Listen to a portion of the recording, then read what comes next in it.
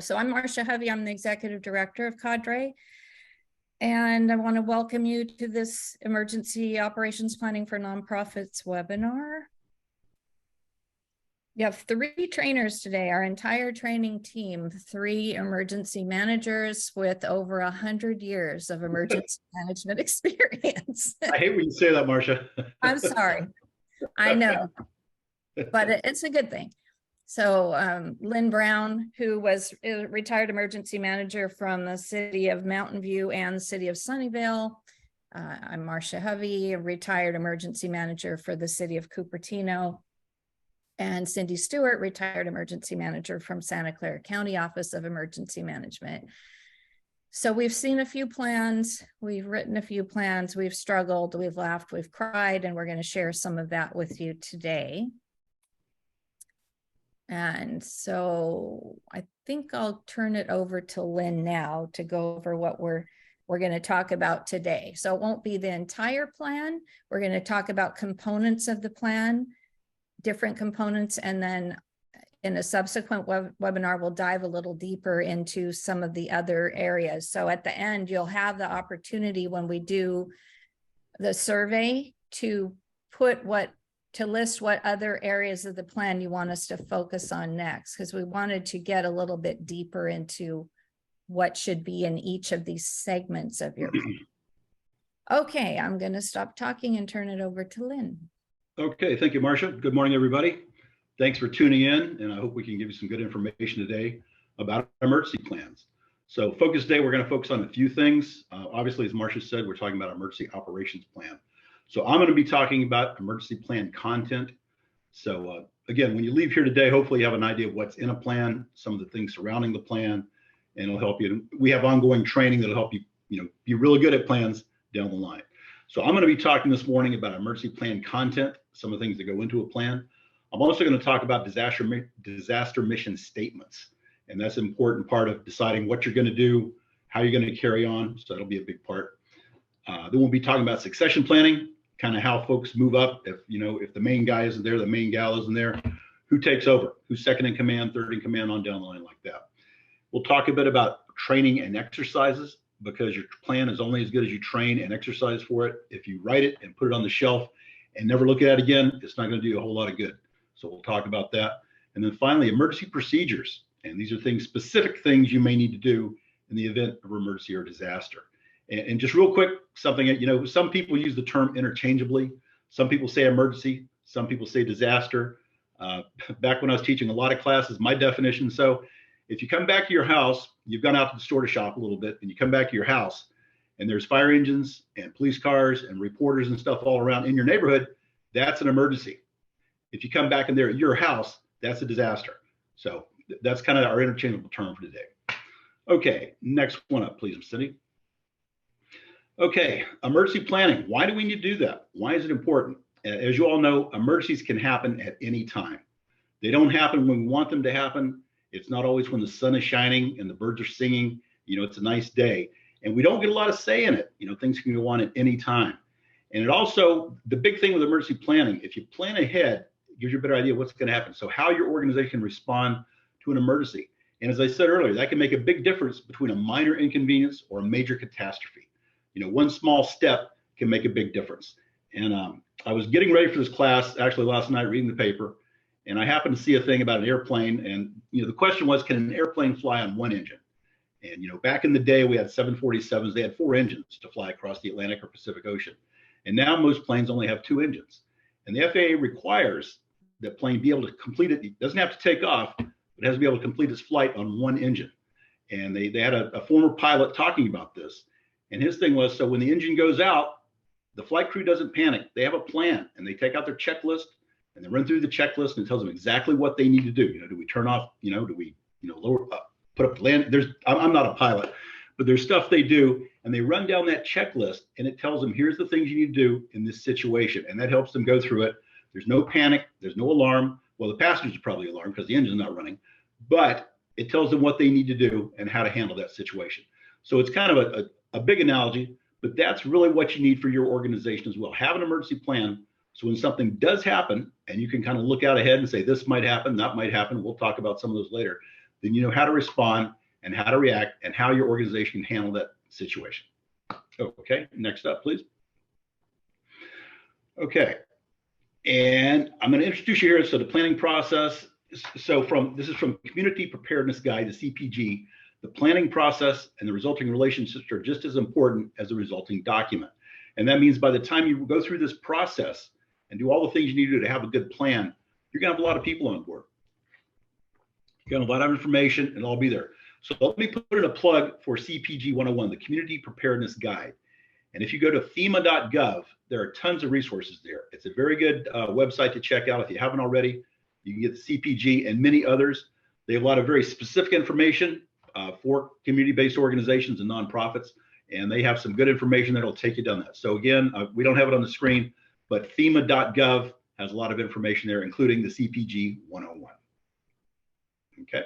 Then this is Marcia, and we're putting that document in as a resource on our website. So it'll be tied on our preparedness page with the recording and all of the references that we make today. So you'll be able to go to one place and get it all.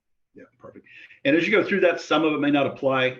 Some of it, like most federal documents, there's a lot of verbiage in there, a lot of information, but it tells you how things work, how it all works together, and good information for your organization specifically. Okay, next one, please. Okay, so emergency planning. It really requires a collaborative team effort. And we're going to talk more about this, but the thing is, you can't have the Lone Ranger writing your emergency plan. You know, if you have one person who's really good at writing, hey, Bob, why don't you take this and write the plan up? That really doesn't work. You need an emergency planning team. You know, everyone needs to be involved, from the CEO down to the lowest level worker. Everyone should have some input into that plan. Each person may have a different perspective on what needs to happen. Each of us has a particular area of expertise, you know, that fits in. So when you're developing your emergency plan, you really have to think of it as a process. It's not just a one-time thing; it's an ongoing thing, and we'll talk more about that later on.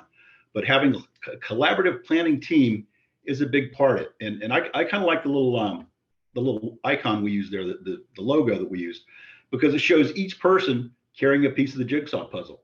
And if you think about it, the plan really is kind of a jigsaw puzzle. There's a lot of moving parts to that. Everyone has to be involved. Everybody needs to put their piece in it. And if you do that, you come out with a much better plan than having just a top-down plan. You know, hey, I know what's best. I'm going to write the plan for everybody. That really doesn't work. You need everyone involved to make it a good plan. Okay, next slide, please. So what does an emergency planning do? You know, your emergency coordination team. So one of the big first things they're going to do is set the policy for how you're going to operate during an emergency. You know, depending on what the specific task, the goal, the mission of your organization, that's going to depend. Some organizations may not operate as much during an emergency, and others may operate a good bit more. But you need policy on how you're going to do that, because everything is driven by the policy. You know, if your policy is we're going to respond no matter what, then that's a great thing. You know, you need to reflect that. Once you've got policy set, it kind of gives you the broad framework of what you want to do. Then you can start looking at creating operational procedures to implement those policies. So you talk about, here's what we want to do. And then you can start talking about, here's how we can accomplish the things that we actually want to accomplish. So that works together. And again, I can't emphasize enough the concept of teamwork putting this plan together, because your emergency coordinating team, after they set the policy, you got some operational some operational procedures. They're going to take a look at the whole picture. You know, everybody has a piece, and they'll approve the overall emergency plan. Again, you know, you go back, I'm sure you've all heard the story of the blind men trying to describe an elephant. And, you know, they all go up and they touch the elephant, and the first one touches the trunk, and he's like, oh, it's kind of like a snake. You know, and another one touches the foot, or excuse me, the leg, and goes, oh, it's kind of like a tree. And the other one touches the tail and says, it feels like it's a rope to me. So it's difficult for them to get the whole picture. And the emergency coordination team needs to have the whole picture of what that plan is going to look like, how it's going to operate, and how it's going to help you in an emergency. And then finally, and this is the key thing I think about all this, the emergency planning team needs to conduct regular reviews of the emergency plan. You know, if you write a plan and it's a great plan and you put it on the shelf and forget about it, it's not going to do you much good when something does happen. And I've been to, you know, as Cindy mentioned and Marcia mentioned, I've been doing emergency management a long time. And I've been to several organizations. In fact, I've worked for organizations, and when I got there, it said, "Hey, let's take a look at the emergency plan." And it looks like a good plan. When was this written? Oh, we wrote that back in the 70s. Things have changed a lot. I can give you a specific example. When I don't want to throw any city under the bus, but a city I worked for at one time, I'm looking through the emergency plan, and it's setting the emergency operations center policy. And it talks about, you be sure to get a notepad and a pen. No mention of computers. Everybody uses computers now, but this is all, be sure you have enough notepads and pens so everybody can write things down and have your message forms and all that stuff. So you really have to conduct a regular review of that plan. If it's a dusty plan up on the shelf, hasn't been looked at in 20 years, it's probably not going to do very much good. So you want to be sure, after you've created, you've set your policy, you've created your procedures, you've approved your plan, then you have to go back and look at it. And maybe it's annually, maybe it's every 6 months, maybe it's just after a large event, but you need some kind of schedule on there to take a regular review and be sure that plan serves your needs and stays up to date. And things change too. The mission of your operation may change. You may upsize, you may downsize. People come, people go. So you want to be sure you keep that thing up to date. Very good on that. Okay, next up. So we're focusing today on emergency plans, but there's actually 2 plans that your organization needs. And the emergency operations plan, that's what we're leaning on today. And that tells how your organization respond to an emergency. Something goes wrong, here's what we're going to do. As I said earlier, the example of the airplane losing an engine, the pilots whip out their handy reference guide, and they've got the checklist for engine out, checklist for a bird strike, checklist for whatever it might be. So your emergency plan is going to detail how your organization responds to that particular emergency. Now, you should also have a continuity of operations plan, and that tells, as it says, how your organization is going to continue to operate during and after that particular emergency. So how are you going to continue to perform your mission essential functions? And that's a big deal. Sometimes there's confusion, sometimes there's a little bit of overlap, but a COOP is an important thing to have. Again, our focus today is emergency operations plans. Now, we will be offering training on COOPs, just as we're doing with EOPs today. We will give you an opportunity down the line. What's the date on that? Do we have a date on that, Cindy? Yeah, it's a 2-session, March 20th, and then the second part is March 27th. Okay, and we'll be putting out information specifically about that, so you're good to go. But today our focus is on the emergency operations plan. Okay, next one, please. And again, here we go. So this kind of give you an example of the difference between an emergency operations plan and a COOP, continuity of operations plan. So we're talking about a building fire. Let's say there's a fire in your building. How do you deal with that situation? So your emergency operations plan would be the response to that particular incident. So in the fire, what are you going to get? Evacuation. How do we get everyone out? Who's going to sweep each floor? How do we count for everybody when we get them outside? We're going to do a head count. Does anybody have injuries? Do we need to worry about workers' comp? Are we going to put out the fire? Are we going to call the fire department? How can we help our people, be successfully get out of that building and be sure everyone's accounted for? And then now the COOP would be a short-term thing. How do we continue our essential functions?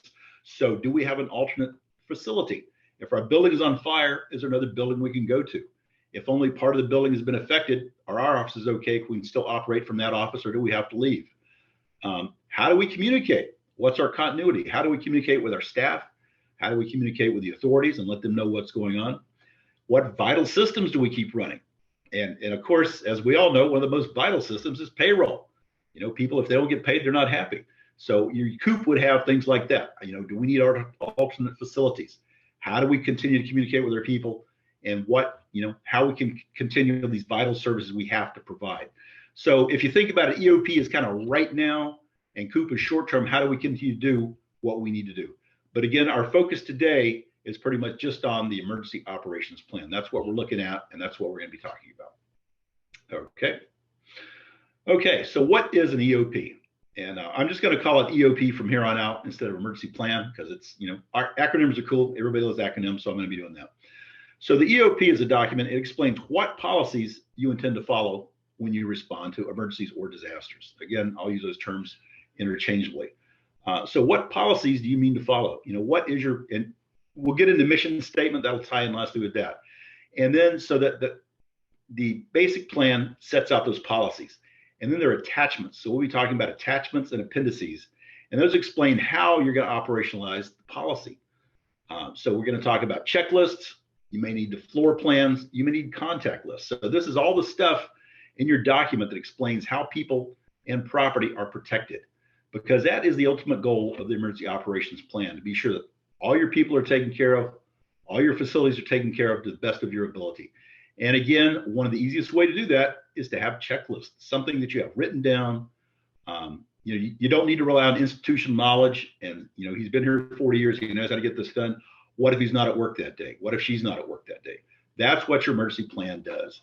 And it's very important to note, it's not just checklists, it's not just policies, it's all of this stuff together. So you need to figure out, what is your policy? What do we want to do in the event of a fire, a flood, a tornado, a terrorist attack? There's a lot of stuff in there. And again, each specific attachment would lead you to that. I'll flip to, if I have a problem with fire, I'll flip to the fire emergency attachment. If we have flooding, I'll go to flooding. So a lot of them, again, there's overlap in some. There's some basic task you might take in any emergency, but an EOP will detail those for you and give you a really good idea of where you need to go in the event that happens. And and it may not, as I said earlier, you can never tell when emergencies will happen. It's not like we're on a regular schedule. Every 2 weeks we have an emergency. Every month it can happen at any time. You may go 5 years, 10 years without anything happening. Back when I did earthquake preparedness classes, and people, you hear a lot about, there's 67% chance of an earthquake in the next 30 years. Well, people don't, that's a mortgage. People don't think in 30-year terms. So what I told people, every day when you get up, it's a 50-50 chance. There will be an earthquake today or there won't be an earthquake today. And if there's not, you're happy. And if there is one, maybe it's not a big one. But if it is something large, you need to have that plan in place. Everyone needs to know about it, and you need to be able to access it and make that operational when it needs to go. Okay, next up. And I'll just add one more thing, just Yeah. to make your lives easier, folks. Make sure that you separate the information this way in your basic plan. You can call it the basic plan that talks about the policies. Don't put anybody's names or anybody's phone numbers or any procedures that start to go down a checklist of what you're going to do, because that bogs down the plan. And you want the plan to be short enough that people will read it through and understand the big picture of what's happening, and then put all of the phone numbers and the checklists and those details in attachments, so that your board or the team, whoever needs to approve, gets to read a short document on, yes, these are the policies that rarely change, but then you get to work in the pieces that are attached on a regular basis to keep them up to date. And this just came to me as we're talking, and I mentioned earlier, paper and pencil, and everything's on computers now. Everything's on a tablet. Everything's on a laptop. I think it's probably still a good idea to have a paper copy of your emergency plan available. What if the power's out? What if the network's down? I mean, it doesn't hurt, obviously, have as many copies as you can. Have it on your computer systems, have it on your tablets, have it on your phone even.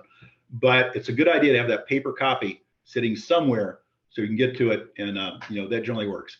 I found paper doesn't have a lot of bugs. Software glitches don't really bother paper stuff that much. So something to think about. And redundancy is a good thing. Okay, next up.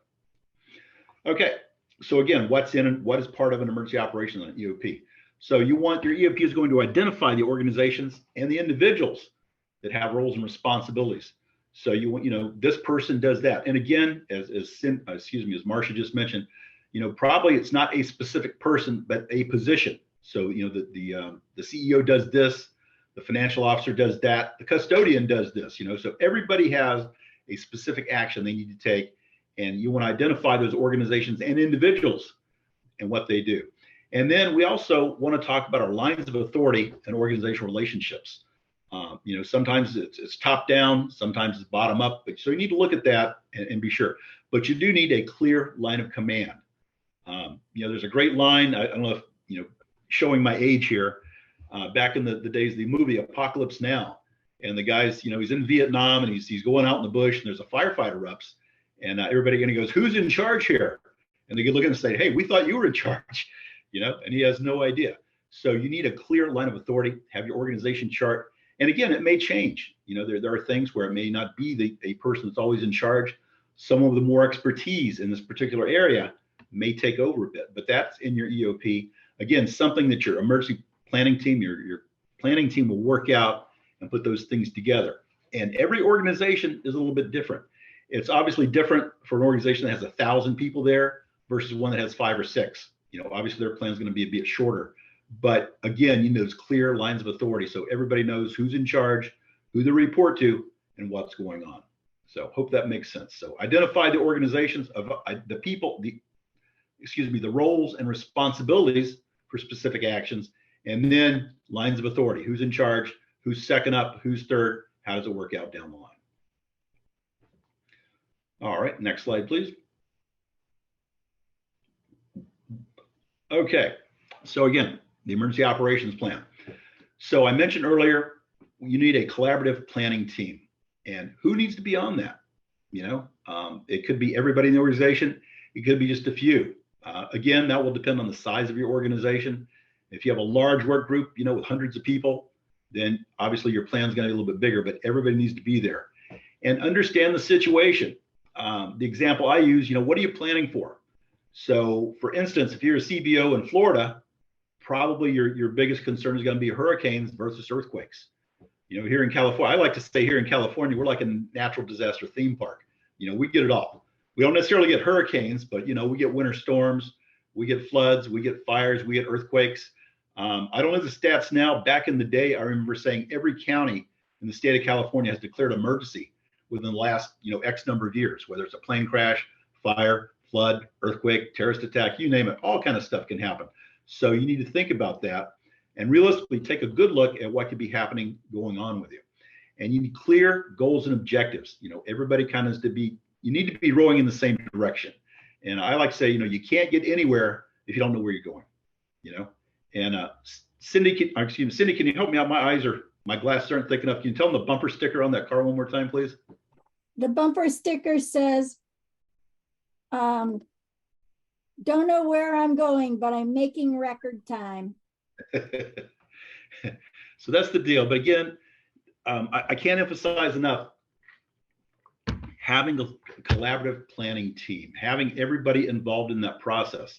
So you take a look at it and say, this is what we need to focus on. This is what could potentially happen to us. And you look at all the possibilities. Something may sound far-fetched, but down the line it could happen. So look at all the possibilities, and that will help you determine your goals and objectives for how you're going to deal with that particular situation. And that again leads to a good emergency operations plan. All right. I'm curious if anyone on this call has a collaborative planning team.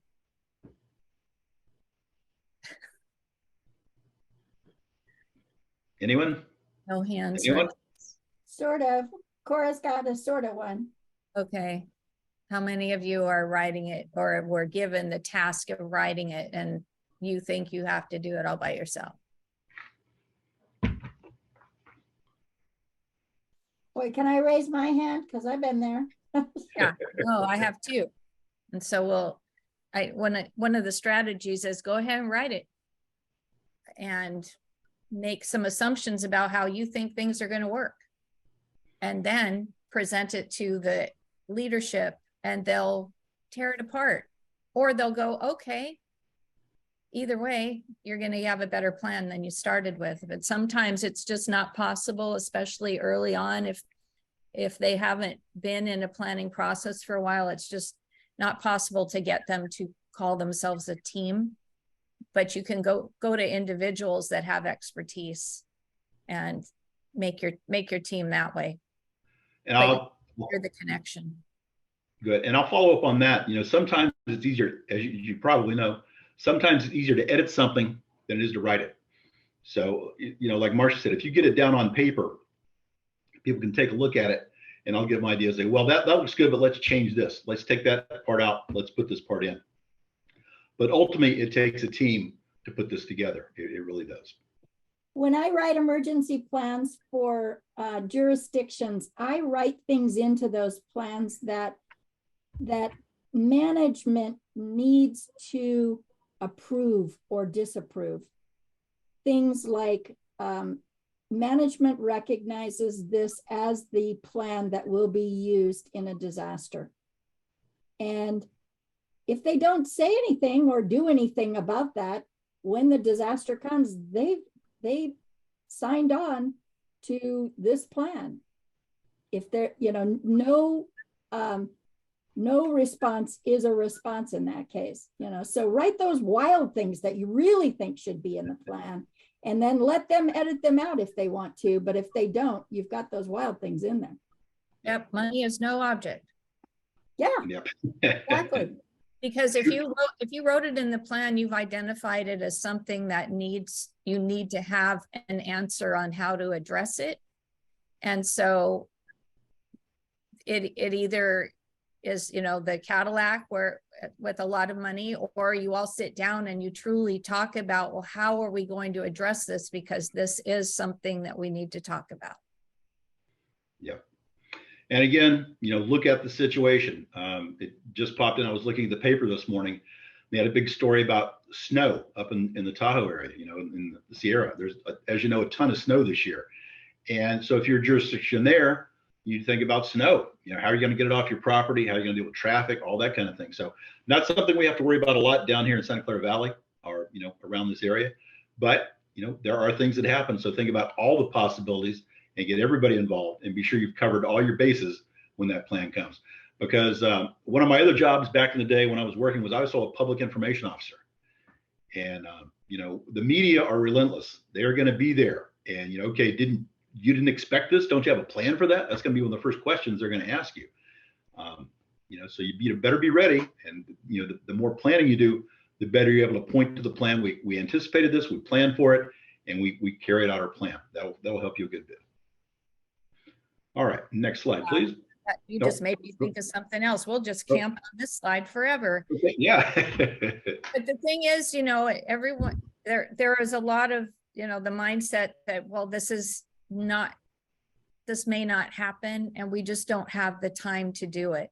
And so you may have to appeal to the organization's public relations reputation and say, what do you want the newspaper to say the day after this happens? That you had a plan and that you acted on it to the best of your ability, and something unfortunate happened, or something unfortunate happened and you hadn't planned for it.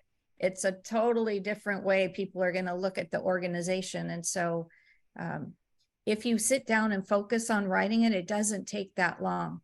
And then it doesn't need to be changed very often. And so it's really important for the leadership to understand that it's not just busy work for you. It's critical to make sure that things go well and that people don't get hurt, and that you come out of it looking like you have your act together. Because we've seen a lot of organizations that don't look like that after a disaster, and we don't want anybody to have to be embarrassed. But what do we always see? When the plan isn't in place before, what do you see? The elected officials immediately after saying, we're going to do this. We're going to implement this new plan. It's like, yeah, and why wasn't that there before? You knew that was a hazard before. Yeah. So I will get off that soapbox now, but it is, it's like, we're not inventing anything. We know exactly what we need to be planning for and why. Okay, and I have one more cliche for this slide then. Just one more cliche. Failure to plan is a plan for failure. That's the bottom line on that. If you don't plan for it, you're going to fail. Okay. Yep.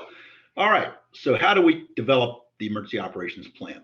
So as we said earlier, draft the plan. Go ahead and get something on paper. Now, a team is, awesome. That's the best way to do it. Write something, have everybody take a look at it, edit it, but get something on paper. Get it down, get it in electronic form so everyone can take a look at it. And then you can have the stakeholder review. Everybody that's involved needs to take a look at it. Again, this will just depend on the size of your organization. Is it just a few people? Is it a bunch of people? Do you have a big management team? Do you have just a lot of workers? That's going to plan. But again, everybody needs to kind of take a look at it, put their word on it, and then test it. The thing is, you play like you practice. It's I'm full of cliches today, but you need to plan ahead. And the example I'll give you there, we just had the Super Bowl. And, they're the best teams in the league. They played all season. They've been doing the same stuff. The day before the Super Bowl, they practice. The team gets together. They talk about, here's our plan. Here's what we're going to do. Here's where we're trying to achieve it. And they walk through that. So they test it. And that is a big chunk of it. We're going to talk about exercises in a few minutes, but that's a big part of it. So getting that plan, getting something down so everyone can look at it, give everybody a chance to review it, kind of take a look at it, see what they think about it, get their input into it, and then test it. And we'll again, I don't want to get ahead, but I think Cindy will do that part. We're going to talk about how you can actually put that to the test and see how things work out. But remember, you play like you practice. You know, if you haven't practiced, you're not going to play very well. If it's your very first time, you're cracking open that, you know, if you do have a plan, you're looking at it for the first time, oh my goodness, where do we go from here versus being familiar with it? And if you help develop it, you're going to be very familiar with it. So that's a good thing. And we're going to give you some content to, you know, kind of help you along that path also. Yeah. Yep. Okay. Next up. All right. So what are some of the things that actually go into the emergency operations plan? You know, if you're looking at the table of contents, you know, for example, we're going to run through some of those things that you do. So first off, of course, an introduction, you know, and a call to action by the organizational leader. Who's in charge? You know, like a lot of things, you'll actually write it and then the leader will take credit for it. You know, but that's what they need to say. You'll put in the correct words. You know, here's what we're looking at. Here's what we're going to do. And then the purpose and the scope. You know, why are we doing this and how big or how small is it? So purpose is the purpose, how we're going to handle these situations we've detailed in our plan. And what's the scope? Just how big is it? There, you know, there's a thing called mission creep, where you set out to do one thing and then something else happens and something else happens. So you really need to set that scale in your emergency plan. How big a deal is this? What are you going to try to accomplish? You know, what's your concept of operations? How are you going to operate? What's the, you know, the specific environment you're going to be dealing with? You know, that's a big part of it. And it's sometimes, you know, my background is in city emergency management. I'll admit it straight up. I have a hard time sometimes between CBOs and nonprofits versus what the city had to do back in the day. I'm coming along. I'm learning more about it. But, you know, you have to think about your organization and what do you need to accomplish and how can you be better prepared? And that comes with planning assumptions. So you need to set that on a basis of, okay, what's going to happen? What's the best thing that can happen? What's the worst thing that can happen? And what's kind of in between? What can we deal with from here? Okay. And finally, as I mentioned earlier, roles and responsibilities. If it's just a big, you know, it's just a big free for all, that's not going to go very well. The plan, another way to think about the plan is helping to bring some order to the chaos, because things will be chaotic. And the plan is kind of, you know, a way to get everybody on board and say, okay, here's what we're going to do. We don't have to run around trying to ad lib this. We've got a plan that tells us what we need to do. And my specific role is this, and my responsibility is that. I know what I'm going to accomplish. I know how to get there. So that's the contents of your emergency operations plan. I think we have some more on the next slide. Okay, once again, direction, control, and coordination. Who's in charge? Who's telling people what to do?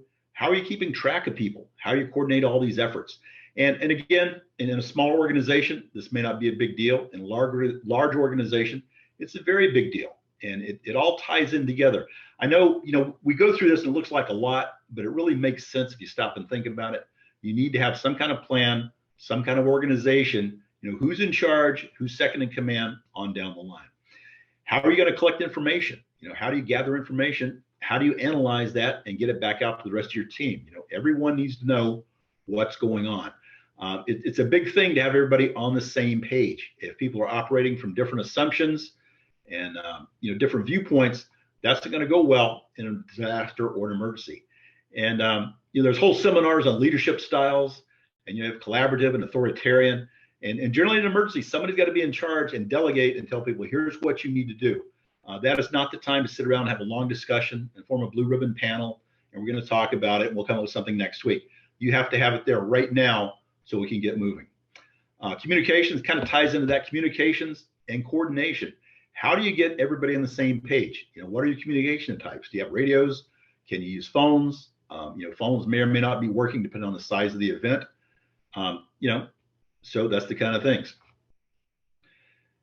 And then finally, training and exercise. And I mentioned earlier, you know, it's one thing to write the plan, then you need to train people so they have some idea what's in the plan. As I said earlier, you don't want to be opening for the very first time when you're, you know, like to say you're draining the swamp. It's hard when you're up to button alligators. So you don't want the alligators all around you when you open up that plan for the first time. If you had some training, people are somewhat familiar with that plan, and then you exercise. You could go through exercises. Cindy will talk more about those in a few minutes, and that gets you on board. So it looks like a lot of stuff, but it's really kind of a logical flow of the things you would have in your plan. And the more you do it, the better you'll be. So see. Lynn, Joe's Yes. asking a question. Oh, Do sure. we need specific training in order to write an emergency operations plan? And is there specific OSHA requirements that need to be included in the EOP? That is an excellent question. I'll admit I'm not familiar with OSHA requirements. I wouldn't doubt that there are. We'll have to take a look at that and get back to you. Well, and Specific- I I would say think that all- that really depends on what your agency is. And True. Yeah. I mean, if you're dealing with hazardous materials, obviously there's going to be OSHA requirements in that. You know, you really have to have a good plan. I'd refer you back also to the FEMA stuff. If you go to FEMA.gov, a lot of information there. The community preparedness guide has a lot of stuff. And, you know, Cadre provides some, you know, unfortunately, I can't give you a one-on-one class how to write an emergency plan, but we do stuff like this. And Marcia just put something up. I just Googled this because I wrote a plan for a water company, and I looked at this a while back because their emergency plan was actually an emergency action plan. And the emergency action plan in how we talk are the checklists or the annexes that are specific to a function. So it's a little bit different terminology, but it's very similar. It says you have to have procedures for reporting a fire or another emergency. You have to have procedures that are followed by employees that have to remain and operate equipment, procedures for employee evacuation, procedures for rescue and medical duties. So in the basic plan, you're going to just talk about, you can say, we have procedures for this, and you can reference them in the attachment so that you don't have bog down your document with a bunch of procedures. So you just want to state in the basic plan that you have these, and maybe there's a critical bullet that you want to put in the basic plan so that all staff know about it. But that's kind of the art of writing the plan, is how much information to convey in that basic document, enough for them to really understand what's available and where to get more information that's specific to them. And another good tip is take a look at other organizations that are similar to yours and see if they have a plan, and see if you can take a look at that. I used to think there was only been one plan written in the history of of it, and everybody just copied off it and changed a little bit to fit their organization. yeah. You know, and that's a good way to go. Take a look around. There's other organizations. There's plans out there. There are templates, and something it's still I'm showing my age here, Cindy, talking about 100 years, is that the internet is an amazing resource. Back in the day, you had to go to the library or you had to go somewhere and dig stuff up and take a look at it. Now get online, and if you Google stuff up, a lot of organizations have their plans online, and you can take a look at those and take out, take the pieces you like, take out the pieces you don't. And there are commonalities to most plans, if not all plans, but then there's very specific things that you need just for your plan. So that's a good way to get the information you need to help actually write a plan for the first time. And, again, don't start from scratch. Don't get out a blank sheet and start from there. Take a look around. There's stuff out there that you can work from and adapt. At the very least, take that CPG 101 and Yep. use the content sections that we're talking about in these past two slides. Put those in and then try and fill in some of those blanks. Yeah. And something specifically to help you, there's a thing called a crosswalk where you can take a look and say, does your plan reference this, what page? Where specifically to mention this particular activity? Where do you mention that procedure? So a lot of good information out there. And, it's not the most fun in the world, but it's a very important task. Well, the state of California has a crosswalk, but it's for writing government plans, so it would be overkill, but we can put that in our resources as a guide. But be careful when you are using someone else's plan that you truly read it and think about how complete it is, because I have seen the same plan in different organizations and they're all not good. And certainly we're available if you If you find a plan that you want to try and use and you have questions, you can contact any one of the three of us by just going to our first name, Lynn, Cindy, or Marcia, at cadresv.org. Yep. Yep. And there are, companies will write a plan for you, but I've also seen kind of fill in the blank plans. My favorite example, I was talking to a friend about this the other day. We did a request for proposal from a company. We were going to do a countywide, I can't remember which, a countywide plan for some stuff. And several vendors, applied, and they gave us examples of plans. And one had said, they sent it in, and this is for Santa Clara County. And I was like, okay. And, if you use this plan, Washoe County will be prepared for any disaster. And I'm like, you forgot to do, you need to do search and replace, because they had just left, when they'd written a plan for another county, they left that county's name on the proposal to this county. So that's not a good thing.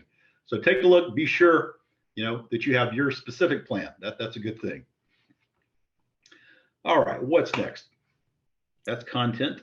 It says communication there, and what's not specifically called out and should be is public information or client information, and how and when you will communicate with the outside world. Yeah. So that just good point. Yeah, internal and external, and sometimes not good. Well, a basic public information. It's not enough to do a good job. You have to tell people what a good job you're doing. Yeah. So something to think about. Yep. Okay, next one, please, Cindy. Did I go too far? Did I skip one? No, we're good. Okay. Yeah, that was content. Okay, so let's talk a little about annexes. So you have a basic plan, and that's your policies. Some of your annexes, that's where you have checklists, and that's kind of what to do and how to do it. So when X happens, here's what you do. This is where I mentioned earlier, the pilots on the airplane, one engine goes out, they whip out that checklist. So, how many degrees of flaps what do we need to do? Do we turn off the air conditioning? There's various things they can do. And that checklist tells them exactly what to do. And there may be hazard specific emergency procedures. And again, there's a list of them there. Active shooter may or may not apply to your, workplace violence, communications failure, a long list of evacuation will be very different than, flooding, although you might evacuate in a flood, but a long list of them: power outages, sheltering in place, extreme weather, very hot or very cold. If you provide food to people, how are you going to do it? And building emergency plan. So there's, if you have multiple sites, each site would need their own plan. But the idea is in your basic plan, you have policies, and then your annexes give you these checklists. And you could have, a dozen annexes or more, but it just depends. Now, if you're, up on the mountain, you may not need flooding planning, but take a look, it's kind of it's like a buffet if you think about it. So look at the buffet and decide which items you like, which items would apply to your organization. And those are the kind of, you need an annex specifically for that. And again, the planning team is going to look at it and say, what could possibly happen to us in our location? And that's how you come up with your annexes, but very specific. These are not generic. These are very specific emergency procedures for how to handle that particular situation. And these are essentially separate documents that refer back to the policy document, which is your emergency operations plan. So your active shooter plan or annex is actually a separate document. You don't have to repeat everything that you said in your emergency operations plan, but you probably want to cross-reference that emergency operations plan, and vice versa. Your EOP may say, we've got an active shooter plan, and refer to that in this specific hazard. Yep. And there's a lot of stuff out there. So there's kind of a list. There's a place to start. And you say, this one doesn't apply to us, but maybe this one does. So take a look at it. Again, there's resources available. And prioritize them, because I'll tell you, there's no government that has all of these annexes written in Santa Clara County. They're moving toward that. Yeah. But prioritize them. I mean, we should have them all, but no one has enough staff to do that immediately. And so prioritize what's most important to you to have first, And then they could be 1 page long. If you can convey what needs to be done in 1 page, do not write a long narrative about it. In our world now, the more that you can use bullet points and less paragraphs, the more likely people are going to actually comprehend the information. So it does not have to look like a book. It doesn't have to all be, you know, grammatically correct, and it's a working document. So you want people to be able to reference it and learn from it in advance of an emergency to help them be more prepared. And so make it as user-friendly as you possibly can. And put the Yeah, most and here you important want, stuff up front. Put the most important stuff up front, because at 3 o'clock in the morning, if I have a situation where there's a fire in the building and I've been notified that they need to evacuate the night staff, and I reach for the evacuation annex, I don't want to have to read through a whole bunch of gobbledygook to get to the meat of what I need to do. Make it a checklist kind of thing and make it right up front, so that when I open that cover, the most important information that I need to know is right up front. yeah. Think Reader's Digest, not War and Peace. Yeah. There you go. Okay. All right. And There we go. okay, yeah. So again, appendices. This is some of the kind of stuff you might have in those appendices. Again, authorities and references. If you're doing something, you know, here's the authority we have to do that. You can reference, you know, your documents, you know, your government code. If you use a lot of acronyms, and I don't know if nonprofits and CBOs love acronyms as much as the government folks do. If you have a lot of acronyms, have a glossary, you know, so everybody knows. You know, look at the top of that page, EOP, Emergency Operations Plan. That's a good thing to have there.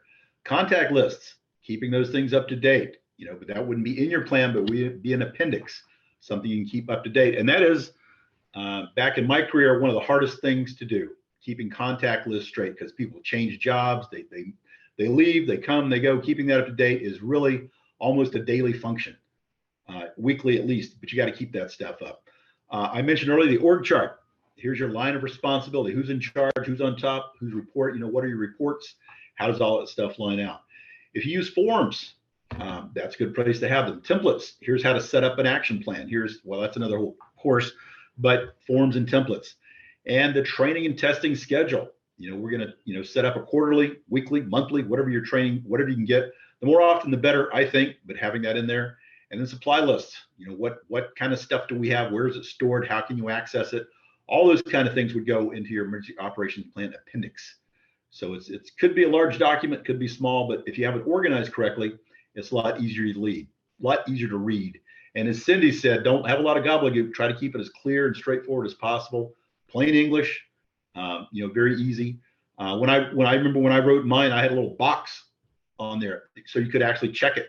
I actually had laminated, so you could pull it out of the plan, have a laminated. You could take a Sharpie or grease pen and check that off. Yes, I've accomplished that task. So those are some things you might have in your appendix. And make your life easy too. If you have a contact list for the organization that someone is maintaining, you can add, if there are additional people that need to be added to that contact list, you can just reference that contact list. You don't have to make a new one and make it, you know, manage it yourself. If you can get other people involved in the process of keeping things up to date, then do it that way. Because it is hard to keep the contact list up to date. David says also recommend laminated cards with things like call list of people and phone numbers / emails, how to turn off gas, how to turn off circuit breakers, etc. Yep. Yeah, And that would all be in the action, well, what OSHA calls the action plans, but for earthquake, you would do that. Okay. Okay. All right, that's appendixes. And are we okay? Yeah, questions. Any questions so far? So yeah, I would like for us to then unmute if you have a question or if you have a comment, because like Marcia said earlier, I know a lot of you have written plans and are looking to just revise your plan maybe. You know, if you've got information that you want to share at this point, as well as questions, now's a good time. Open it up, anybody.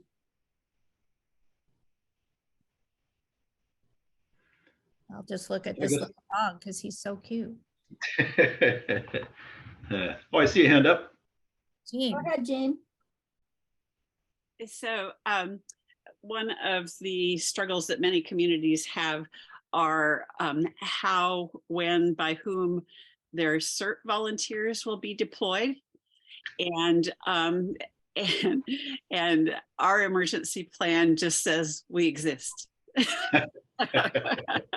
So I would love to know strategies to get them to commit, because I don't think they could actually open the EOC without us. I mean, the actual city employees that would open it, they need us to do it, but we're just listed on a page of community volunteers. So you know, so the reality of the practice is they need us, they use us, we know how to operate, and it says nothing about us other than we exist in the EOP. So I wrote a whole, well, for the Los Altos Hills emergency plan, I wrote in a whole section on CERT and how they can be in the plan. It says if there's an earthquake and things fall over and off the shelves, they're automatically deployed because we don't know if we can communicate with them. And then it lists some very specific things that they're authorized to do prior to establishing communication. I'm happy to share that. In fact, I'll put the webs, I'll just share it, that piece, because you don't want to read through a whole plan to find that. But yeah, we've had in Cupertino too. I actually wrote it in Cupertino and edited it for Los Altos Hills, because very strong CERT teams, very smart people, and we just worked it out together on how it would work. And then we got the buy-in from the city staff. And so then it became part of the plan because it needs to be in there or it's not official. Yeah, it does. Yeah. And Okay. Thank you. And not to blow anything up, I'd suggest a multi-prong. I hopefully have a good relationship with the emergency manager in your jurisdiction. And that works. And something as a citizen, you can always talk to your council members. And if council asks a question, it tends to be answered. If you talk to a council member, they might talk to the city manager. The city manager might talk to, the police chief or fire chief, who would talk to the emergency manager. So that's just a route you can go. Again, I don't blow it up, but that is something as a citizen you can do. It helps also. At one time when I worked in Mountain View, I had a majority of council members who were CERT trained. So, that's, if you can get council members to take CERT, it helps them understand the importance of that program. And that tends to get you some action as well. And I will tell you also from my experience, sometimes the local government is tangled up in is it going to be a staff person or is it going to be a volunteer? And if it is a volunteer, how do we pay them? And what do we do to protect them with workers' comp and all of those kind of questions? And it becomes so much of a sticky wicket. I remember when, now I'm going to date myself, Lynn, when H1N1 happened, and the county stood up a whole bunch of vaccination centers for people to come and get vaccinated. And we needed people to be at the door of the fairgrounds or whatever the facility was, just handling the paperwork, just giving people their questionnaires to fill out and taking those back in.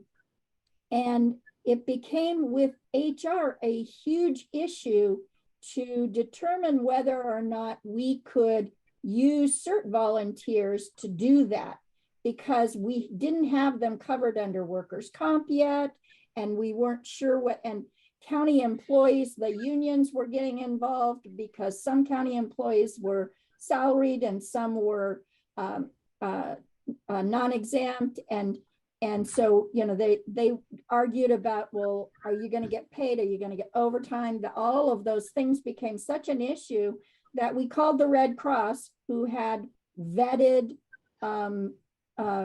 volunteers that had already been through background checks and all that stuff, and could actually come and sit at the beginning and pass out the papers. And it was such an issue that county really started looking at, how are we really going to do this in a disaster? So sometimes, you know, and hopefully it's not a big thing, when a small thing happens, you know, the eyes get open to those kind of questions. But you can ask those questions in advance, you know, and help that process along. Yeah, and I'm thinking we've actually, all of us have had a lot of these issues come up with solutions over the years. I won't say the years anymore, Lynn. I know that you're having PTSD now. But I think we need to do a using CERT or other volunteers during disasters, because there are a lot of ways to work around that exist, and maybe we can help. Emergency managers know that, but HR doesn't necessarily know that. Yep. Okay, any other questions? Hearing none, why don't we move on to disaster mission statements? Okay. Lynn, I just want to give you a timing thing. You're halfway through. Okay. Halfway through Cool. our time right now. All right. You're in Thank our you. time now, Lynn. You're on your own time, yeah. Okay, so what is a mission statement? A clear, concise, and meaningful statement of what your agency's role will be to your clients and community during a disaster, during an emergency.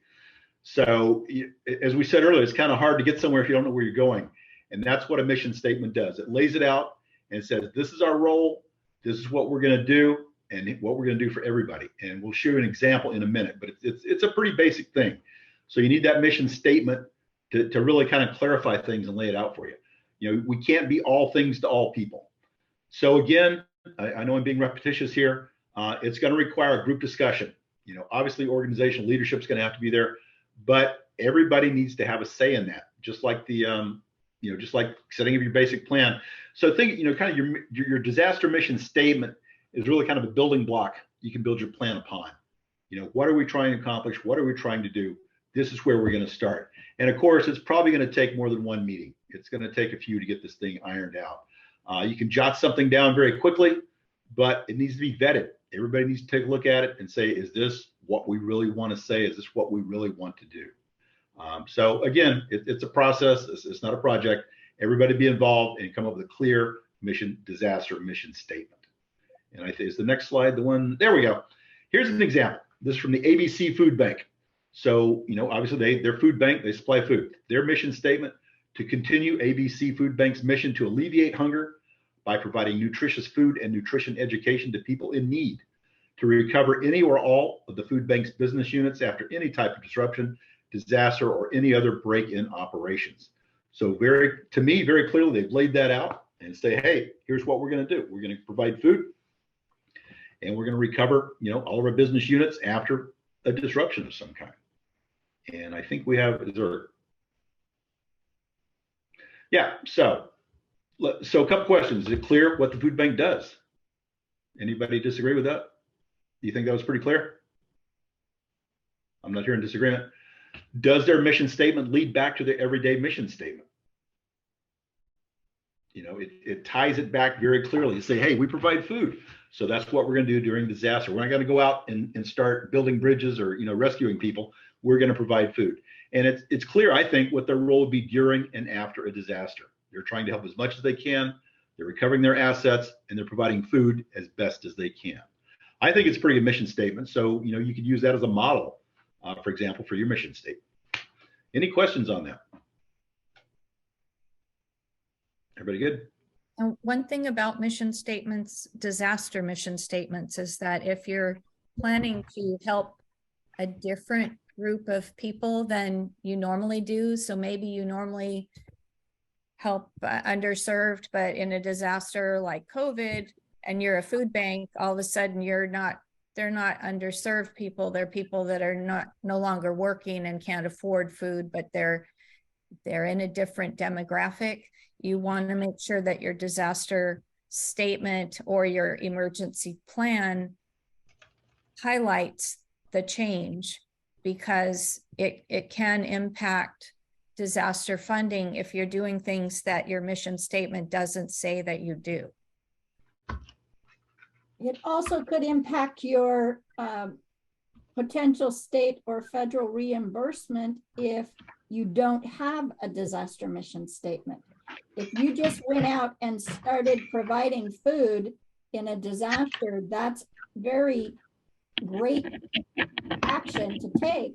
However, if you're expecting to get reimbursed in any way, shape, or form, having a disaster mission statement will help you in the justification for getting reimbursement.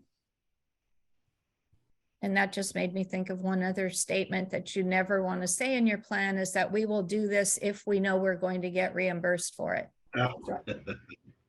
Because if there is reimbursement and you have that statement, they won't reimburse you because that's a contingent policy, and there are no contingent policies. If it's your policy, you're doing it whether or not you get the money back. So just caution there. Okay, so yeah, here's some questions you can ask yourself as beginning a disaster mission statement. How will you support your clients, and will you support some or all of your clients? It may be, you can't support everyone like you normally do. You may have to cut back. Will an emergency increase demand for your services? Just the example she just gave, during COVID, things changed for a lot of people, became very different. And will you support your neighborhood, your community, city, or county? Where do you fit into the big picture? Are you standalone, or do you have to work closely with them? And it just depends on what your organization is, where you find yourself. But these are some questions you can take a look at, and that'll help you come up with your actual disaster mission statement. Does anyone have one they want to share? Does anyone have a disaster mission statement already that they'd like to share?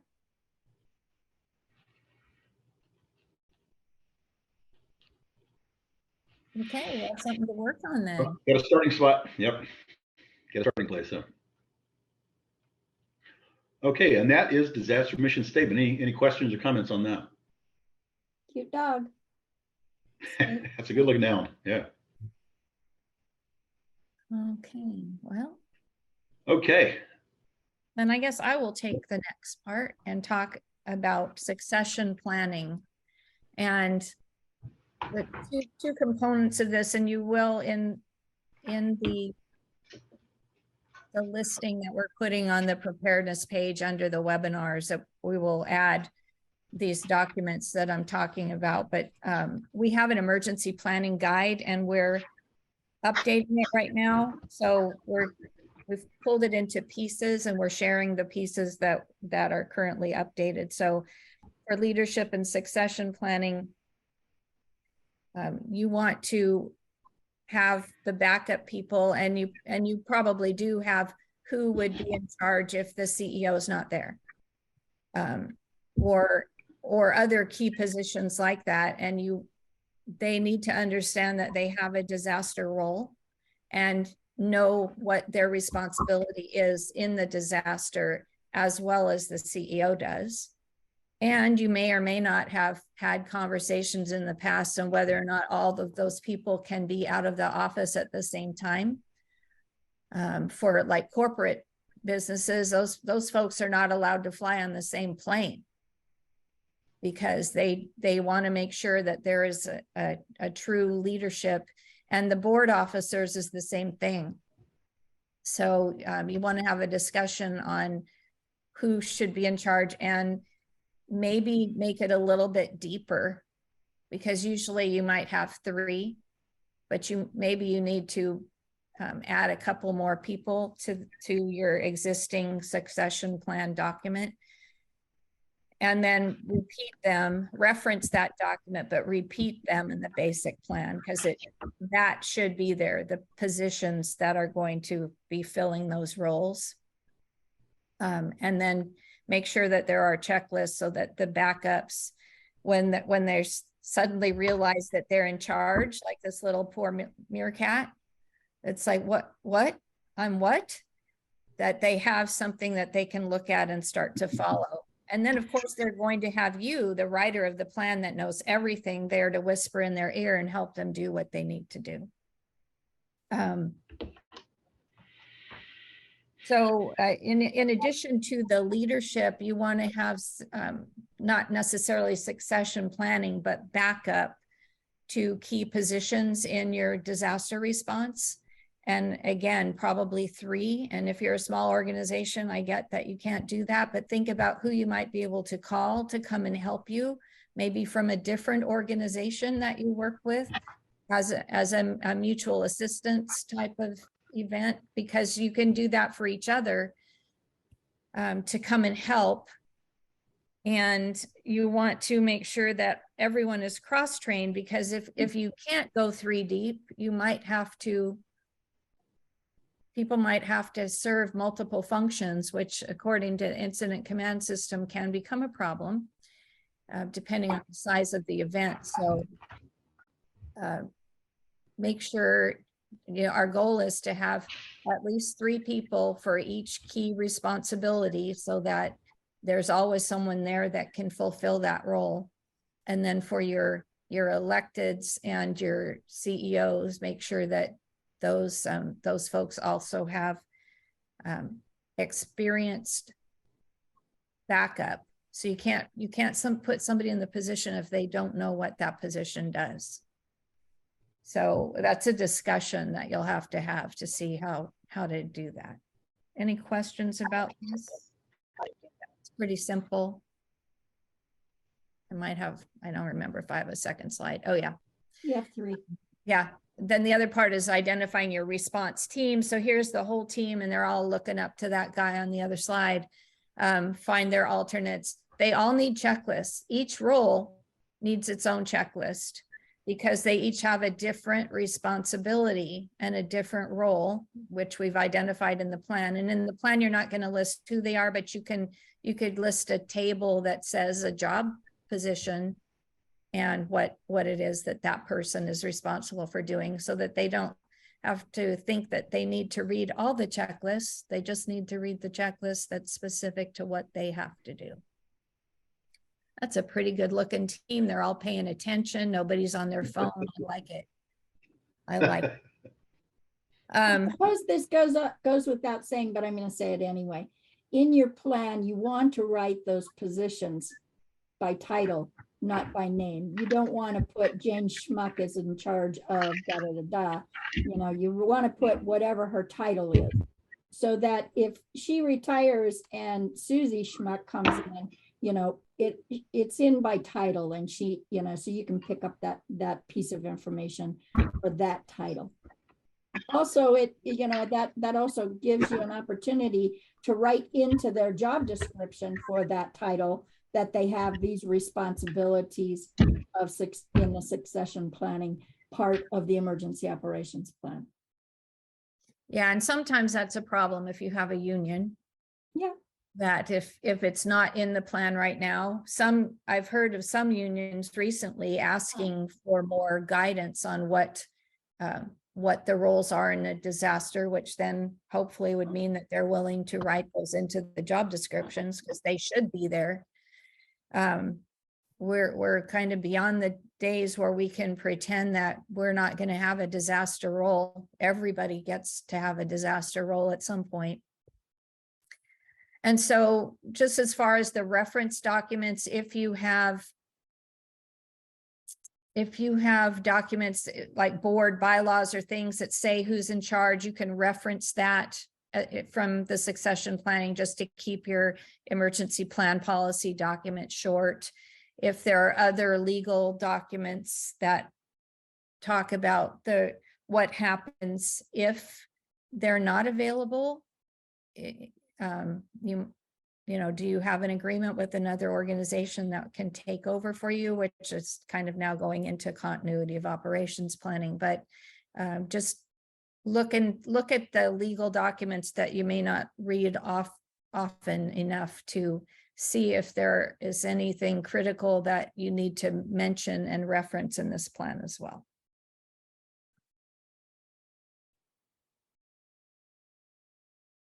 Any questions?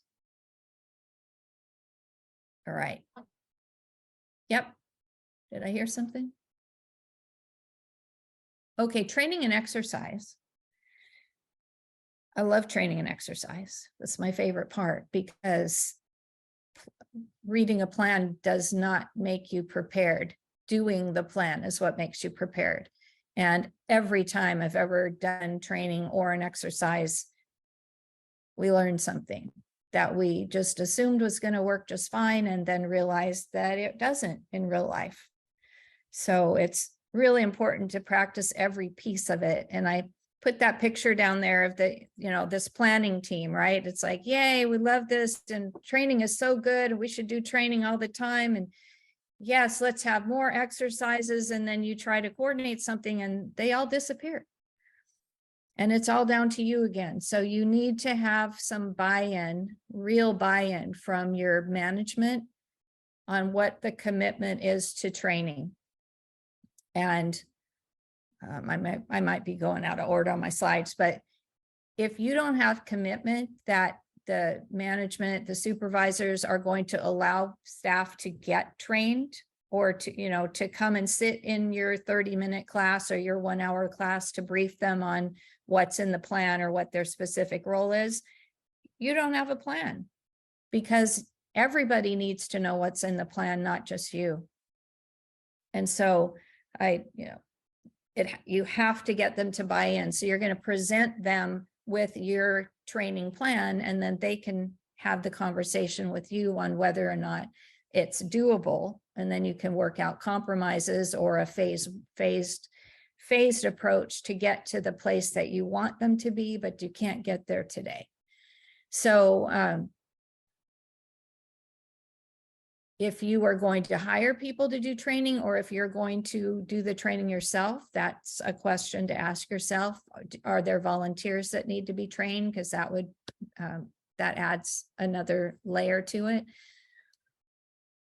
Or is the training required, or is it encouraged? If it's encouraged, nobody's going to do it. So you can set up a list of the bare minimum and make those required. And then if you will get some people that are excited to learn more.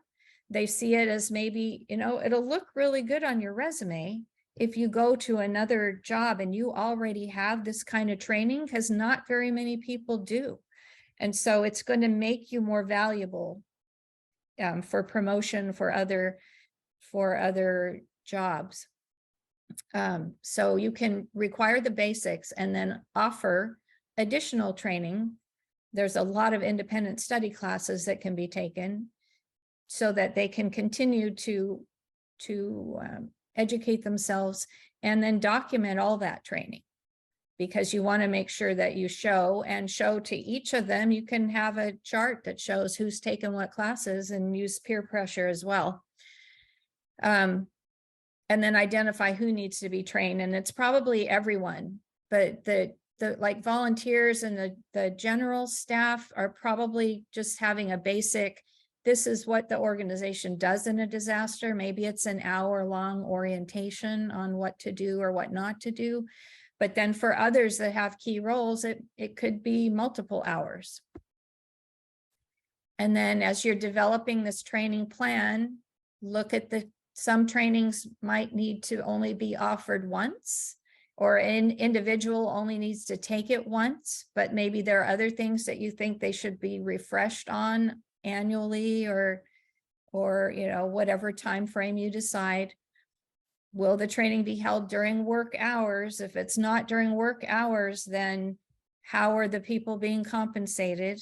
Or if it's for volunteers, somebody has to do the training. So all of that logistics on, is everybody happy with the situation that it's happening out of work hours? Are they getting comp time or something for doing that? Do they get to come in late the next day if they're working after hours?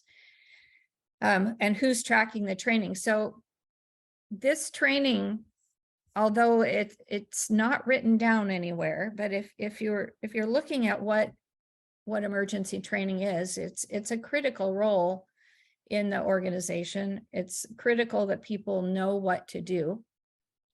And again, the headlines in the newspaper, if you know what you're supposed to do, but nobody's learned how to do it. So there are certain compliance trainings that organizations have to do, right? And everybody has to take them, like diversity, sexual harassment.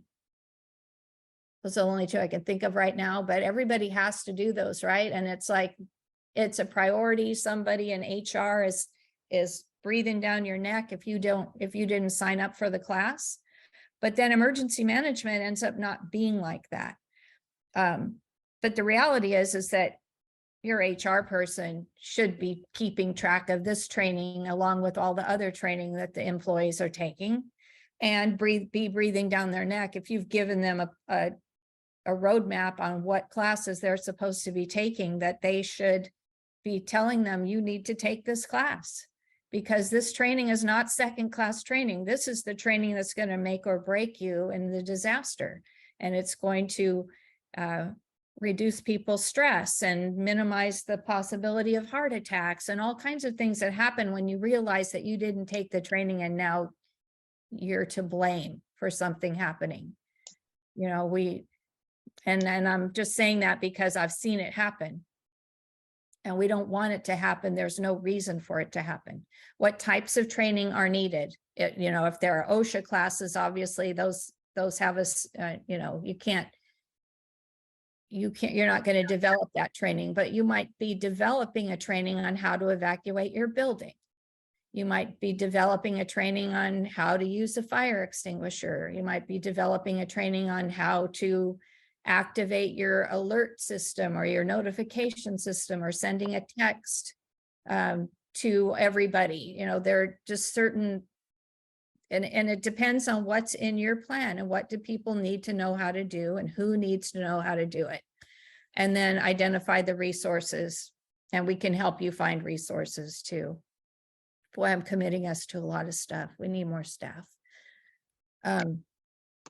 Okay, and next.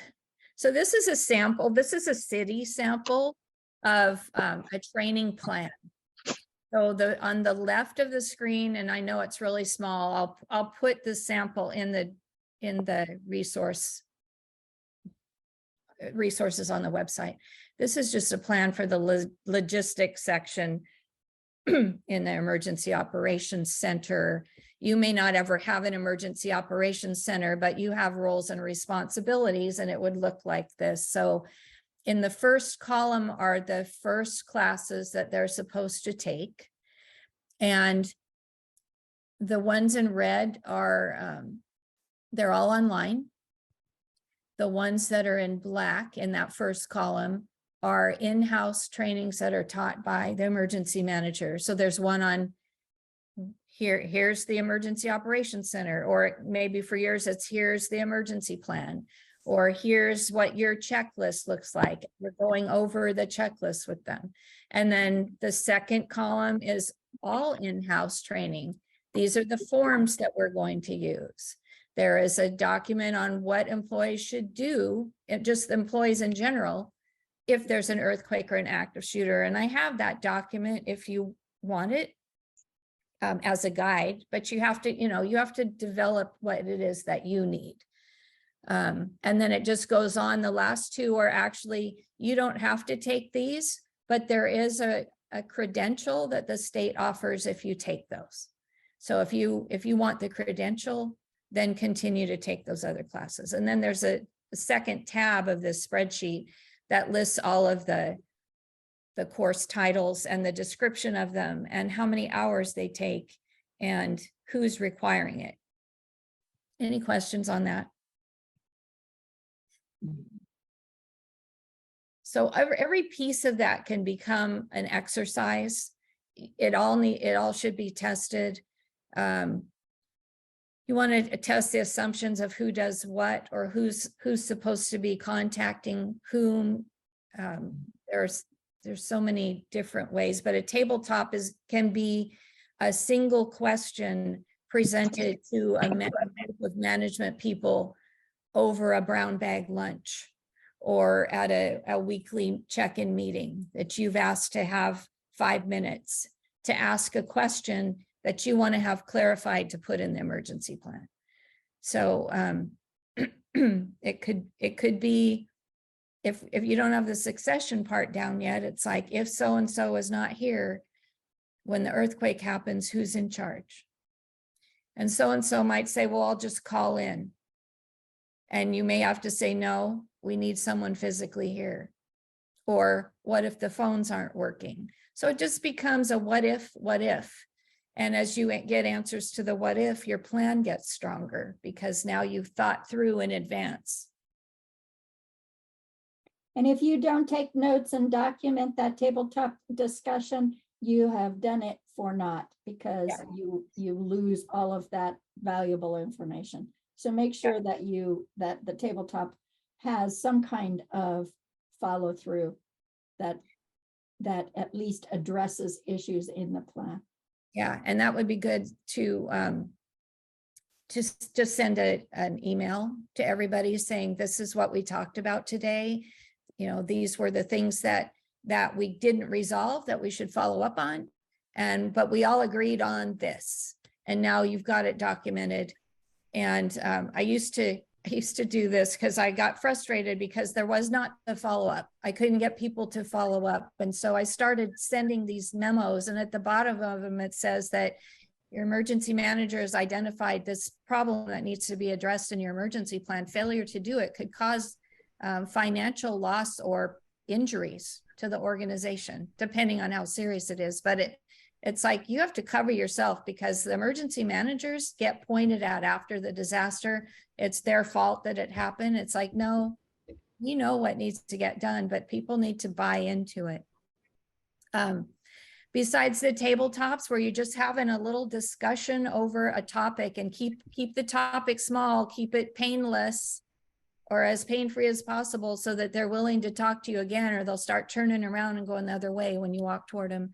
Then you can go into things like a function-based exercise. Hey, we're going to do an evacuation drill. Even if you don't have a plan, you can say, we're going to set the fire alarm off. We're going to go outside. We're going to do a head count. See how that works. You could tell one person, stay behind. Don't tell anybody that you're staying behind. Let's see if they realize that you're missing. You could tell one person they have a sprained ankle. Let them go outside and say, oh, I hurt my ankle. See if anybody knows first aid. And they'll start to problem solve and realize that they could have had a better plan for that. Same thing with communication. If you have any kind of a telephone tree, you can just practice the telephone tree to see if everybody still has the right phone numbers. If you have to warn the building, like for an active shooter, you can always, that's important to practice. And the earthquake, like the Great California Shakeout, is a great way to do an earthquake functional exercise, function-based exercise. People drop, cover, and hold on. It's a statewide program, and so it looks really good. You can register that you're participating in it. And so then, you know, your organization's getting some recognition, and it gives you a little bit more clout to make everybody drop, cover, and hold on. It's even though they have a specific date, it's the third Thursday of October at whatever the time of it is, whatever the day is. So if it was on October 13th, the exercise is at 10:13. But they've gotten to the point now where they say, if you do an exercise anytime that month, we count it, because they don't want people to get locked into, I have another meeting at that time. And there are a ton of resources on that website, the Great California Shakeout website, little videos and informational flyers and things that you can use to get people excited about what to do in the earthquake. And then, you know, and that's drop, cover, and hold on. And then after that, what should you do? Well, it depends on how, you know, what your criteria is for needing to evacuate the building. Do you evacuate every time there's an earthquake? Do you evacuate if things fall over or off shelves? Because it's not like You don't have to go outside every time there's an earthquake, but you see that the incident happens, then there's a decision to evacuate, and they need to know what that decision point is. Questions? If I could add one comment on evacuation drills, a good way to do that kind of in steps. You know, if you're going to do one, tell everybody, okay, Tuesday at 3 o'clock, we're doing an evacuation drill. And then everybody will leave at, 1:30, so they don't want to do it. Then the next time, the next cycle, do it. Okay, we're going to do evacuation on Thursday. And they don't know what time, so catch them. And then eventually you can do it, just pull the alarm and evacuate everybody. Kind of build up. Don't jump in, big time too hard. Kind of build up those steps and it'll go better. And in fact, if you want to do, you can do a tabletop if you wanted to plan it and assign people roles to like go to certain parts of the building and make sure people are getting out. You can have a tabletop and just walk through. Okay, the alarm's going to ring. And then what are you going to do? And then what are you going to do? And so that they can just run through their steps, and then it will go smoother. But sometimes they don't want to have that extra meeting. And all of the learning happens when they actually do it. But if you can get them to come together and talk about it a minute before, that's always a good thing. All right, so it's Cindy's turn now to talk about emergency procedures. Okay, so do we have any questions to this point? Cora says, should emergency kits be carried out during drills? I believe that, yes, you practice like you're going to play. You do the things that you're going to do. And in fact, of course, I encourage people to have a little bit of supplies in their car. And so if they can produce the supplies out of their car when they go out to their assembly area, then maybe they're in a raffle for a Starbucks gift card or something fun. But yes, you take out the tools and equipment that you expect to have out there in the emergency. Okay, so this is my least favorite kind of training, where you have 3 talking heads just talking at you. And I hope that you have learned some things, or that you have some things that you can take back with you from this class. I was hoping that we would have a little more interaction, but I'm going to move forward kind of quickly through these last few slides, since we're running a little, we're getting closer to the end. Thank you, Adriana. So as far as emergency procedures are concerned, and I want to first caveat this with, your emergency procedures could be written into an annex, could be written as an appendix to your emergency operations plan, or could be some separate checklists. It could be any of those things, okay? But the real question is, does your staff know what they need to do in an emergency? The bell rings, whatever the bell is, whatever the disaster is, it happens. Does your staff know what to do? And if they don't know what to do, then they're going to do whatever they can refer back to in their minds that is something similar to this situation. In and including, if they don't have anything to refer back to, they may just stay seated in their seat and not take any kind of direction. So, it's critical that your staff knows what to do in an emergency, even if it's just, I'm supposed to get up and get my kit and go outside to this parking spot, Does your agency have an emergency kit? So, we encourage individuals to have things at their desk or in their car, little emergency kits, a flashlight, some extra batteries, those kind of things. But does your agency have some bigger kits? I know sometimes there is an emergency kit that your ERT team may have. Can you use that? Should you use that? Should you take it outside of the building when you when you evacuate the building? Well, if you're going to use it in reality, then you probably should use it in practice as well. But where are those supply kits? Does everyone know where they are? Where are those emergency supplies? Does everyone know where the extra, you know, you have on the wall, you have a first aid kit that's got Band-Aids, but everybody's taken the Band-Aids out of it and they're empty. Does anybody know where the extra supplies are that are supposed to go into those kits if we needed those in emergency? Do you have a place where you've kept those important documents?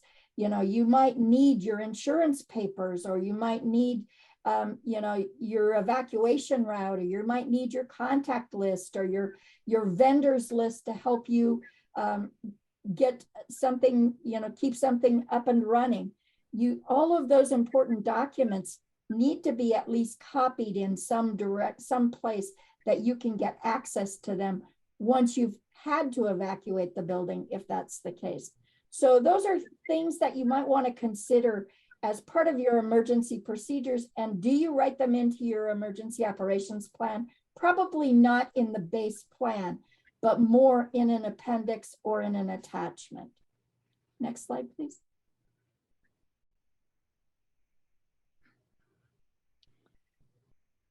So, you know, some of the things that you might want to discuss in advance of a disaster happening with the particular staff that might be affected by these questions, so that you have a clear understanding of how you're going to deal with these situations is going to make it so much easier on everyone. Information, it doesn't matter what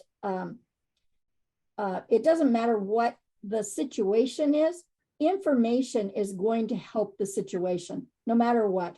If someone's afraid that there's going to be an earthquake, you know, I always try to tell people, if you're informed about what you're going to do, you're going to be less afraid.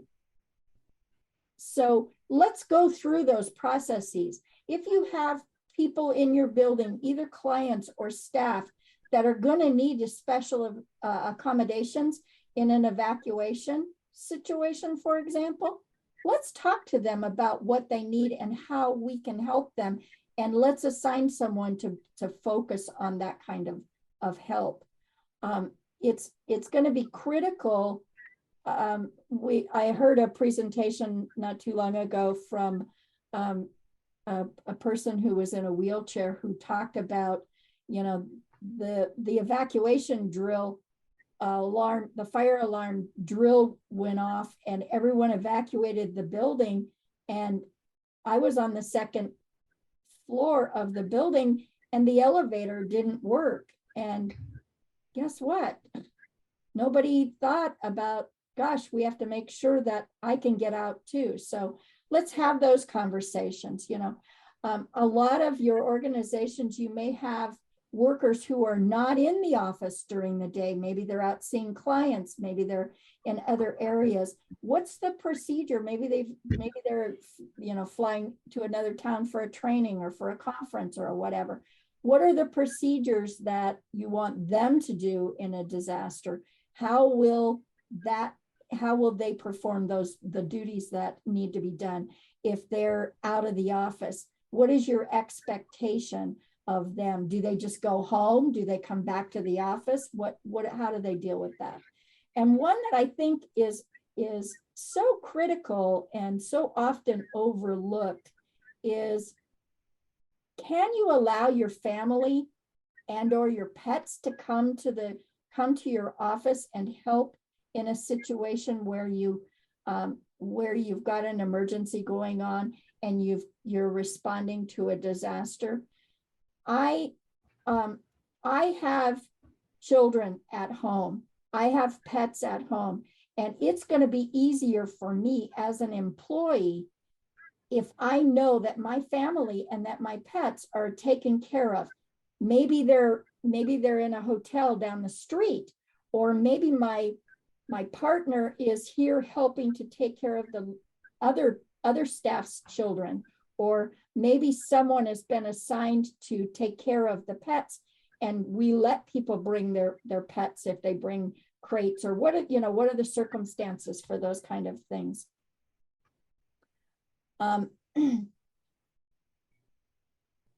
So and then the last one, of course, is, what are the policies about entering a building that might have sustained some structural damage? Do you have, are you connected with someone that might be able to do a damage assessment of your building?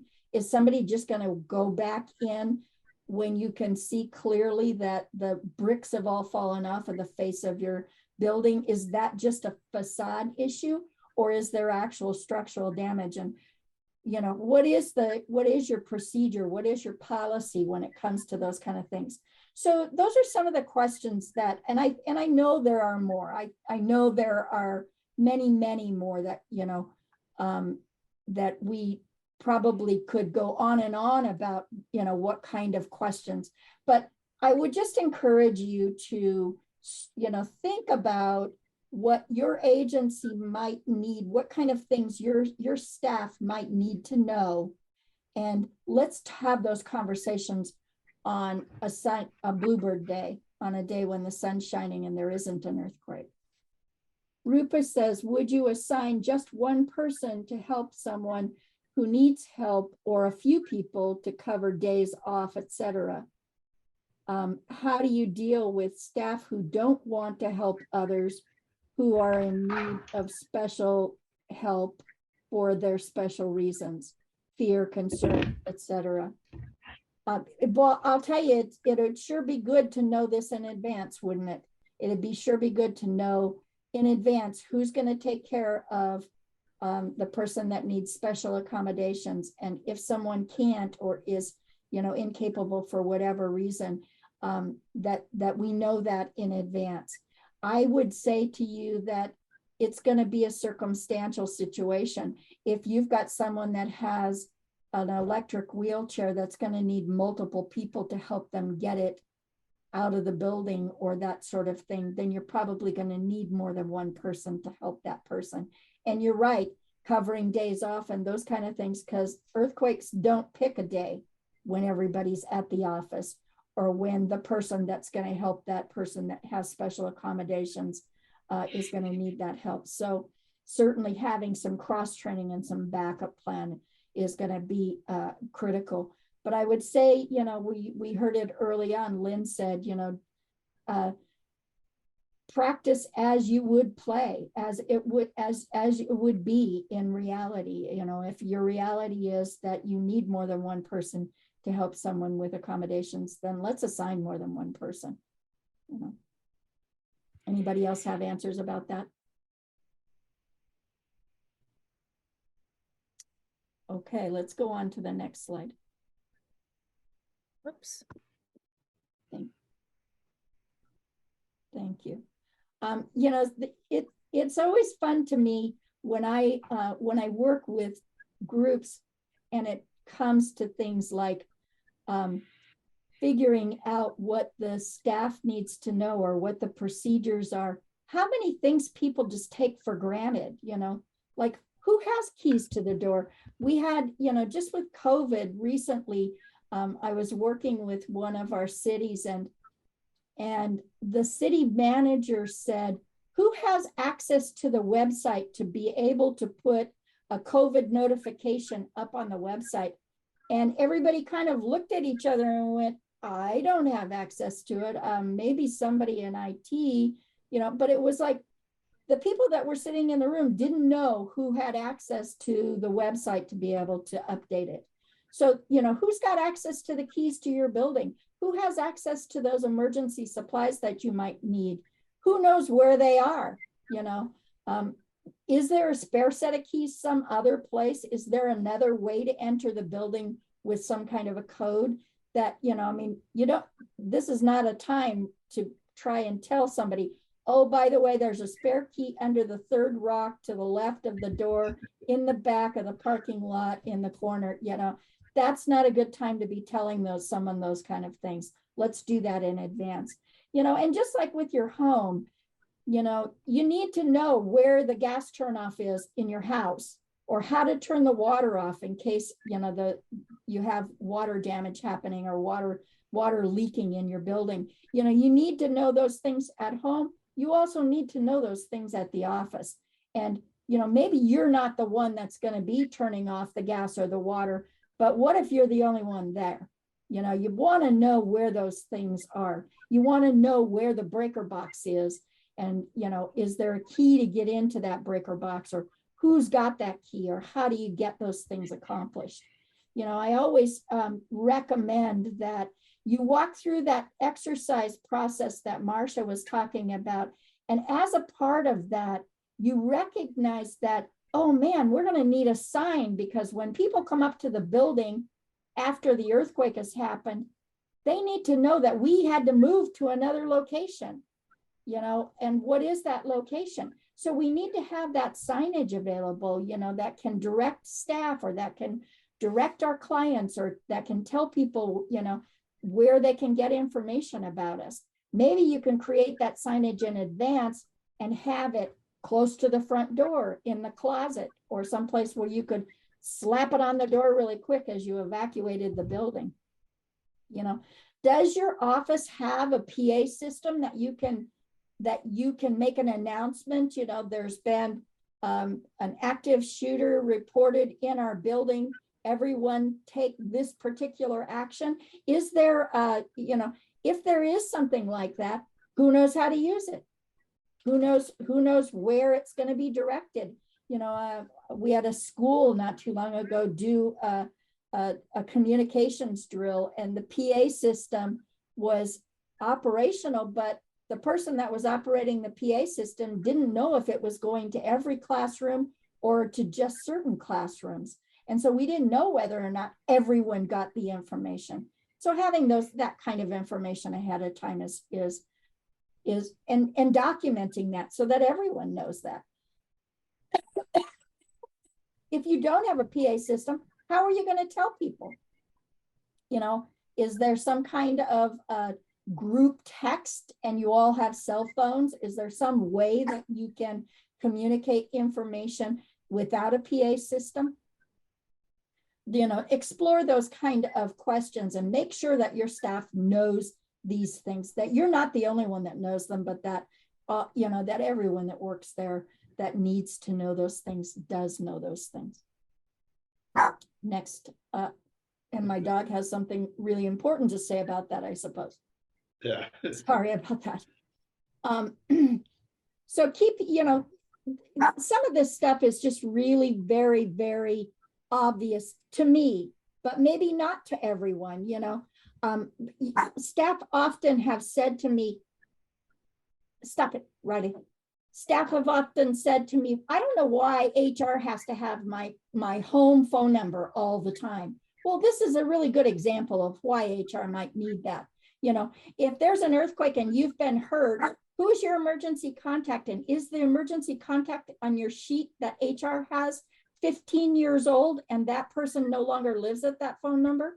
You know, those kind of things are really, really critical and really important. You know, simple things like making sure that you've got a charger and a cable for your phone, or extra batteries for your radio, making sure that you've got radios that, you know, if you're in a situation where you need to listen to a radio for communication, you know, that you've got your laptop and you've got a battery pack or a way to communicate, or you've got a satellite or a hotspot on your phone so that you can get information in and out. Those kind of things are discussions that you need to have in advance. Make sure that your training is completed, that if someone is expected to do a position or to take an action, that they actually know what that is, what that action is. I always encourage you to ask your staff to put their contact information into whatever notification systems you're using. You know, that if your town is using a certain website, or if your city is using Nixle, or if the county uses Alert SEC, you can go to alertsec.com and put in your name and your address. when you do that, put in the address for your building as well as the address for your home, so that notifications that are localized you can receive them for your building as well as for your home. And then encourage your staff to take those classes that we talked about. You know, there's community emergency response team trainings. There are trainings online from FEMA. There are plenty of different opportunities for your staff to get more prepared by taking online classes or in-face classes. There's someone's got something up on the website with. I just posted some You did. resources. Okay, yeah, Marcia just posted some resources that you can look at for how to do some of this, get some of these resources. Go ahead to the next slide, if you will.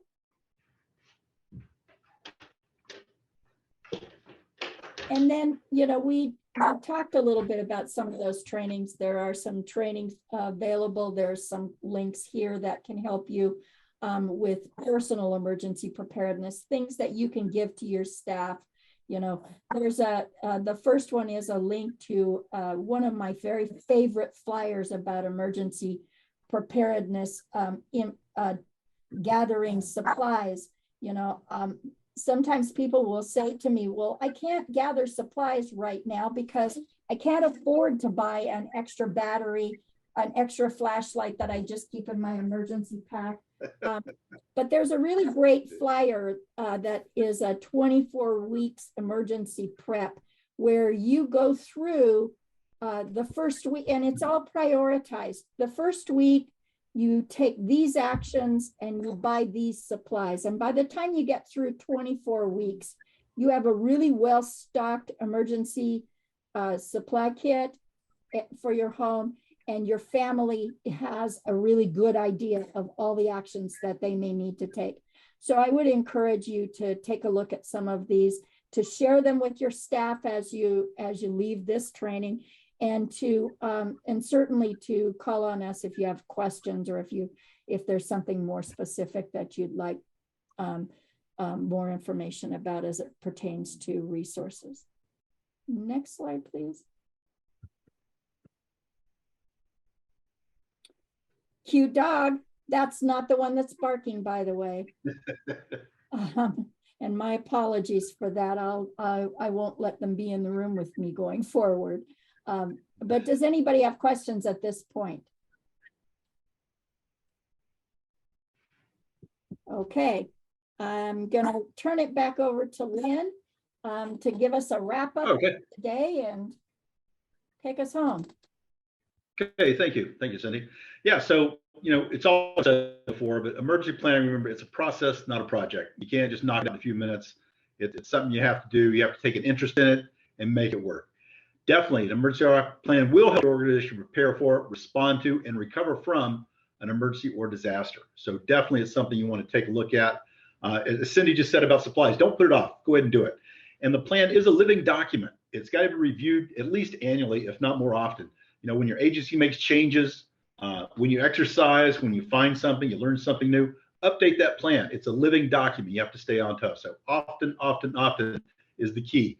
Don't just do it and put it on the shelf and forget about it. Something you need to hang on to and have ready. Everybody needs to be familiar with it. So is there one more slide? Are we done? I can't remember.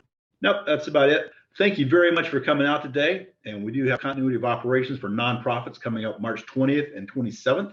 Same time frame, 10 to 12. And I hope to see you guys there. Thank you very much for your time. We appreciate it.